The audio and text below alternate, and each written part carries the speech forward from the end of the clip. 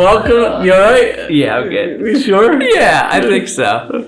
Welcome to Community Extras. Good to see you, Ryan. Good to see you, Ryan. Yeah, we are glad to be with you guys, and just going to do a quick flyover of what we talked about, and then we'll apply it Sounds together. good. Yep. So we've seen Abraham fail. We've seen him in moments of weak faith. This week we get to see Abram's faith, and it's a growing faith, which is pretty awesome, and that's kind of the goal, right? Yep. And so we see three ways that shows up.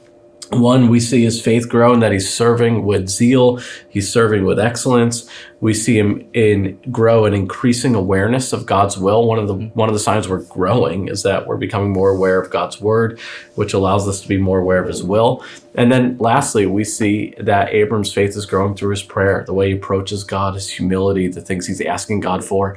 It's a pretty exciting text and a good kind of bar to look at our own lives and go, are these things happening in my own life? Or when were there seasons in my own life where it's happening? Yeah, for sure. And besides seeing Abraham's growth, we also see some pretty cool things about God that God reveals about himself. And one of the things that stood out for me was in that little line where God asks the rhetorical question of, is there anything too hard for the Lord?